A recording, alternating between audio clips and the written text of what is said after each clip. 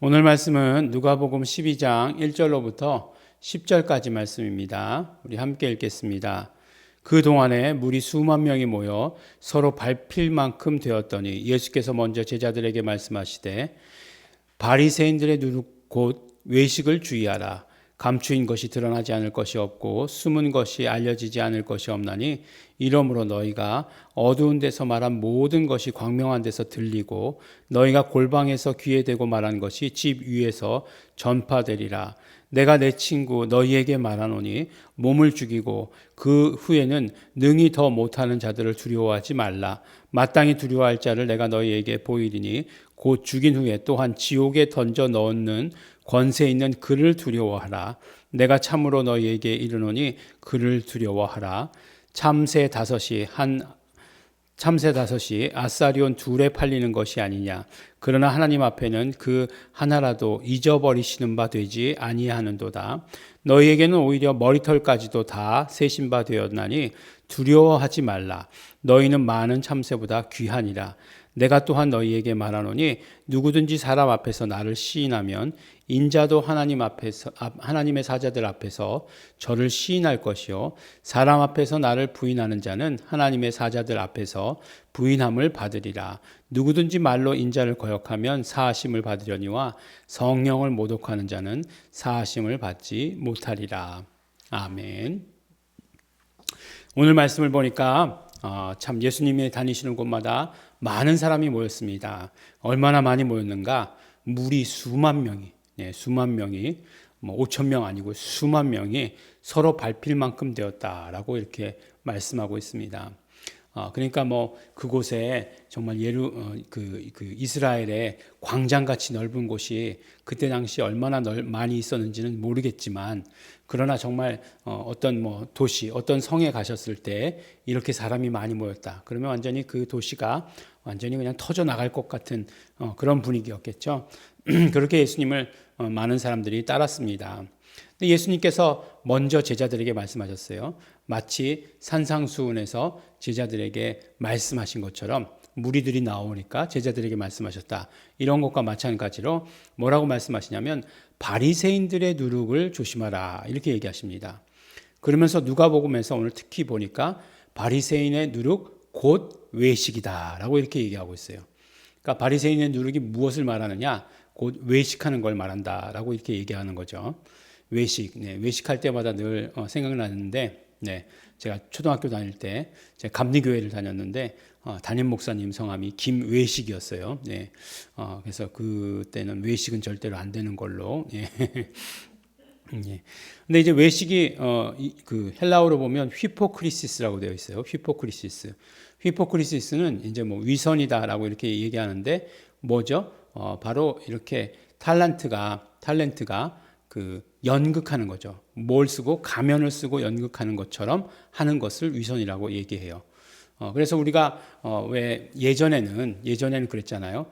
그 악역하던 분들이 어디 시골 같은 데 가면 아줌마들한테 이렇게 막 주먹으로 맞았다 이렇게 얘기하지 않습니까? 왜 이렇게 못됐냐고 막 그런 얘기하는 거 들어보잖아요. 그 사람이 그 역을 한 거죠. 가면을 뒤집어 쓴 거죠. 근데 이제 그 사람과 그 역할을 하는 사람과 구별이 안 되는 것, 그거를 그렇게 연기를 잘했다는 거죠. 근데 사실은 그걸 뭐라고 그러냐? 그걸 위선이다라고 이렇게 이야기하는 거예요. 성경 말씀에 위선, 외식이라고 이렇게 이야기하고 있습니다. 근데 우리가 살면서 그렇게 위선하지 말라는 거예요. 외식하지 말라는 겁니다. 이렇게 가면 쓰고 살듯이 살지 말라는 거예요. 요새는 보니까 이제 텔레비전에서도 이렇게 무슨 캐릭터를 만든다라고 이렇게 얘기해요. 캐릭터. 마찬가지 이야기예요. 캐릭터. 이제 인물을 만드는 거죠. 설정하는 거죠. 그러니까 원래 내가 있는데 가상의 인물을 설정해서 거기서는 그런 성격을 가진 그런 특성을 보이는 그런 사람으로서 이렇게 활동을 하는 거예요. 어떤 그 가수이면서 이렇게 요새 여러 가지 방송에 나오는 사람 중에 바보 역할을 하는 사람 있잖아요. 바보 역할. 되게 이렇게 막 무식한 역할을 하는 사람이 있는데 실제로는 똑똑할지도 모른다. 이런 얘기를 하지 않습니까? 그런 것들이요. 그런 것들이 다 이제는 실제와 어떤 그런 캐릭터 사이에 그런 외식이다라고 이렇게 얘기하는 거죠. 근데 우리가 보통 삶을 살아갈 때 그런 게 필요할까요? 예. 그런 게 오히려 인간 관계를 방해하죠. 예. 막 그냥 어떤 사람에게 가가지고는 막 이렇게 막 그냥 밝고 아주 말도 잘하고 막 이렇게 상냥하고 그러다가 어떤 사람한테 가가지고는 막 그냥 막 폭압적이고 막 그냥 말도 함부로 하고 예의 바르지도 않고 만약에 그렇다라고 한다면 그 사람에 대해서 어떤 평가를 내립니까? 우리는 그 사람이 연기자가 아니기 때문에 그 사람에 대해서 좋은 평가를 내리지 않죠. 예. 그래서 외식하지 않고 항상 같은 것, 예. 겉과 속이 같은 사람이 굉장히 중요하죠. 특히 이제 외식한다고 얘기할 때 구체적인 예를 드시잖아요. 감추인 것이 드러나지 않을 것이 없고 숨은 것이 알려지지 않는 것이 없다. 그래서 어두운 데서 이렇게 속닥속닥한 거 다 들리게 되어 있다. 예. 그 다음에 골방에서 얘기했어도 그것이 뭐 집 위에서 전파되리라 이렇게 얘기하지 않습니까? 예. 뭐라고 얘기하죠? 우리나라 속담에도 있죠. 반말은 쥐가 듣고 낱말은 새가 듣는다라고 하는 말씀 있지 않습니까? 그것처럼 결국에는 그렇게 말하는 것들, 말로 외식하는 이런 모든 것들이 다 드러나게 되어 있다라고 이렇게 얘기하는 거예요. 근데 목사가 하기 쉬운 외식 가운데 가장 큰 외식이 뭐냐면 기도하겠습니다라고 하는 것이요. 참 외식하기 쉬워요. 예. 이게 뭐 무슨 말을 들으면 습관처럼 이렇게 기도하겠습니다 이렇게 얘기하는 경우 많거든요. 근데 하죠. 하는데 잊어버리는 경우도 있어요. 그러니까 어떤 면으로 이야기하면 뭐 우리 교인이다라고 이렇게 얘기하면 잊어버리지 않겠죠. 근데 뭐 이렇게 지나가다 만났는데 뭐 그냥 들었어요. 그러면 습관처럼 그냥 기도하죠. 뭐 이렇게 얘기하는데 그거 외식하기 굉장히 쉬운 말입니다. 그래서 옛날에 어떤 목사님 한 분은요, 그냥 그 손에 거기서 손잡고 기도하시는 거예요. 예. 그래서 야 이거 참 이것은 따라만 할 만하다. 예. 나중에 외식할 일도 없고 뭐 기도하겠다. 기도를 괜히 밀어놓을 필요도 없고 거기서 이제 손잡고 기도해 주시는 거. 그건 너무 좋은 것 같다라는 생각이 들어요. 근데 뭐 기도에 외식하는 건 이제 그 마태복음 산상수훈에 보면은 뭐 금식에 외식하는 것 뭐 이런 것들에 대해서 이렇게 자세히 이렇게 기록되어 있지 않습니까? 그것과 그것이 기록되어 있지만 어쨌든지에 대해서 말에 대해서 이렇게 외식하는 것에 대해서 철저히 조심하라고 얘기하고 있습니다. 이것을 바리새인의 누룩이라고 얘기한 건 뭐죠? 누룩은 이렇게 그 불어나는 속도가 빠른 거잖아요. 누룩을 넣고 밀가루 반죽을 해두면 따뜻한 데 두기만 하면 그 다음에 막 이렇게 부풀어 있는 것을 보신 분은 보셨고 못 보신 분은 못 보시고 그렇지 않습니까? 금방 그렇게 불어난다는 거예요. 그 이스트가 누룩이 증식돼서 그런 거잖아요. 그렇게 된다는 거예요. 그 다음에 보니까 이제 뭐라고 말씀하시냐면 몸을 죽이고 그 후에 능히 다 못하는 자들을 더 못하는 자들을 두려워하지 말고 몸을 죽이고 또 그 후에 지옥에 던져 넣을 수 있는 권세 있는 그를 두려워하라라고 이렇게 이야기하고 있습니다. 그래요. 보면 우리가 이렇게 그 치료할 때에 귀신에 대해서 이렇게 얘기하면서 우리가 병과 귀신의 관계에 대해서 말씀드리지 않습니까? 근데 이제 이렇게 그 귀신들이 집을 지을 수 있는 곳은 영의 영역에는 집을 짓지 못해요. 대부분 혼의 영역에 집을 짓습니다. 그래서 결국에는 그 사람을 육체의 죽음까지는 이르게 할 수 있어요. 그렇지만 영혼을 어떻게 가지고 어떻게 할 수 있는 존재는 못 되는 거예요. 그렇기 때문에 그 영혼도 지옥에 보낼 수 있는 존재, 그 누구시죠? 하나님이시죠. 하나님을 두려워하라라고 이렇게 얘기하는 거예요. 그래서 하나님이 어떤 분이신가라고 얘기하잖아요. 그래서 참새 5이 아사리온 2에 팔리는 것 아니냐. 이때 시세는 그랬나 봐요. 그러니까 5마리가 2 아사리온이니까 1마리가 얼마죠? 1마리가 얼마인지도 잘 모르겠네요. 아사리온보다 더 작은 단위가 얼마인지 모르겠으니까 모르겠어요. 그래 어쨌든지 간에 그리고 나서 너희는 참새는 그런데 너희에게는 어떻게 하냐? 머리털까지 세신바 되신다. 머리털 우리 몇 개인지 아는 사람 있어요? 세보는 사람 있습니까? 오늘 20만 몇 개였는데 머리 감다가 몇 개가 빠져가지고 20만 1000개다 이렇게 세는 사람 있습니까? 없죠. 없어요. 우리도 그렇게 하지 못하는데 그러나 하나님께서는 우리의 머리카락까지 다 세신바 되신다. 그렇게 얘기하시는 것이에요. 그러니까 우리 하나님이 어떤 분이신지를 얘기해 주는 거잖아요. 두려워해야 할 분이고 그러나 우리에 대해서 다 아시는 분이라는 거잖아요. 그러니까 두려워하지만 우리에 대해서 모든 것들을 다 아시는 분에게 우리가 뭔가 속이려고 한다거나 뭔가 외식하려고 한다거나 하는 게 있을 수 없는 거죠. 있을 수 없는 것이에요. 그래서 결국은 하신 말이 뭐냐면은 이 땅의 삶에서도 그분을 의지하고 입으로 시인해라 이렇게 얘기하는 거예요.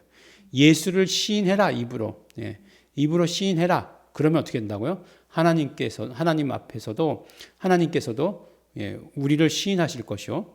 그 다음에 우리가 지금 부인하면 예, 하늘에서도 하늘의 하나님 사자들 앞에서 부인함을 받는다. 부인은 거부된다는 거죠. 예. 결국 어떻게 되는 거예요?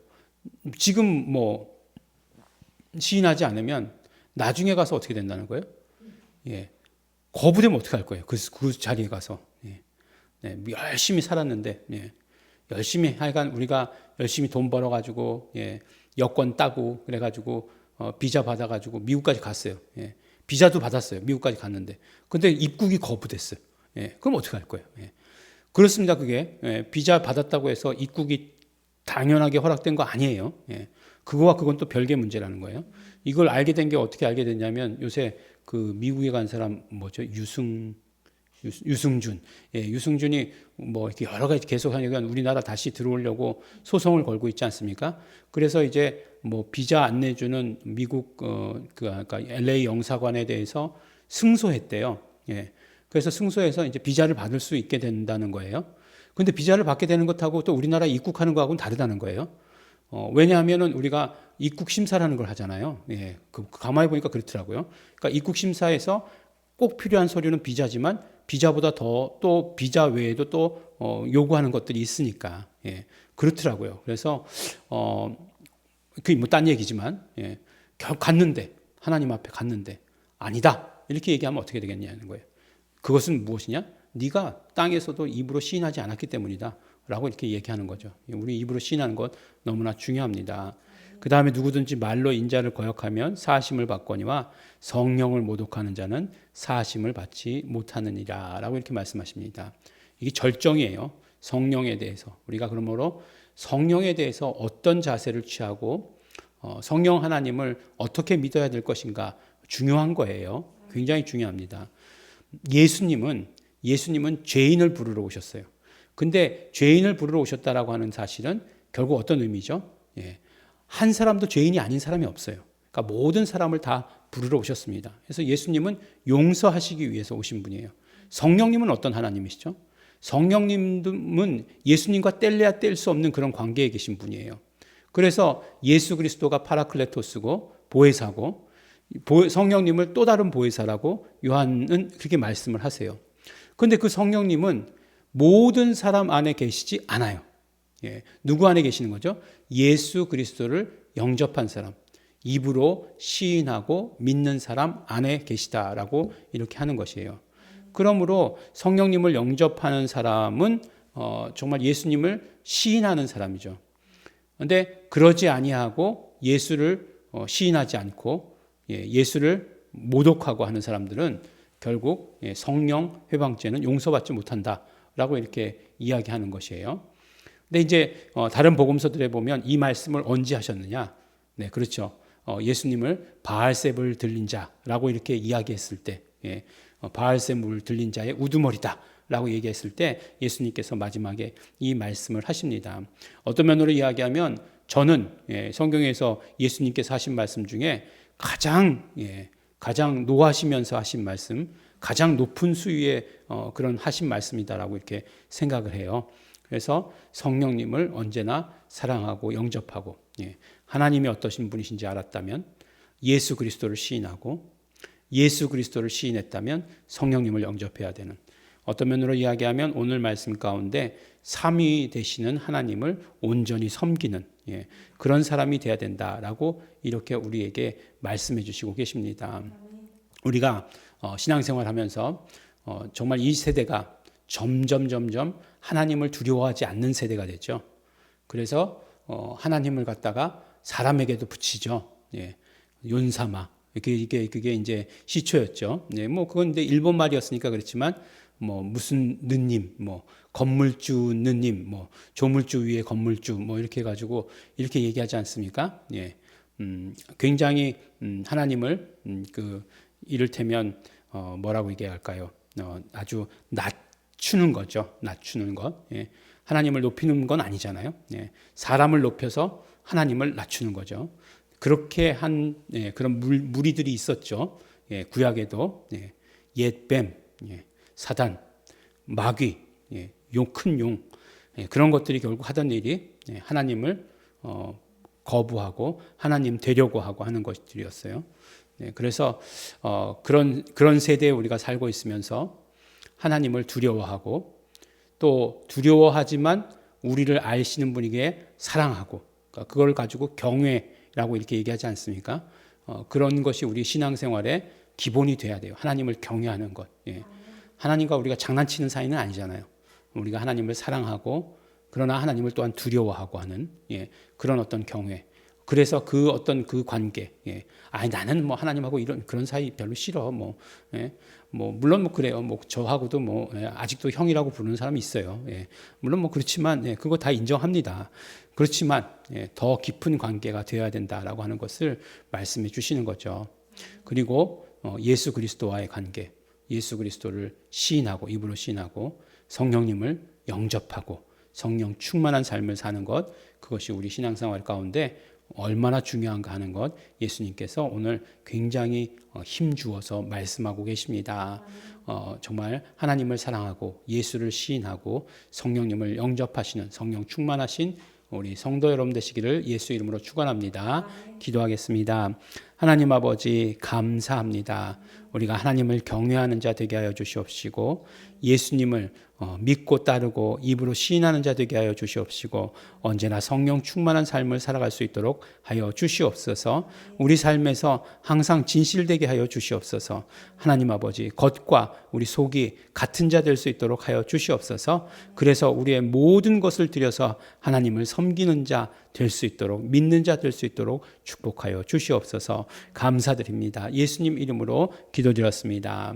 그러므로 이 시간에 기도하실 때에 성령님, 내가 성령님을 환영합니다. 언제나 성령 충만하기를 원합니다. 성령님으로 예수를 주라 시인하게 하여 주시옵시고 성령님으로 말미암아 하나님을 경외하는 신앙생활하게 하여 주시옵소서. 성령님 역사하시옵소서. 다시 통성으로 기도하시겠습니다.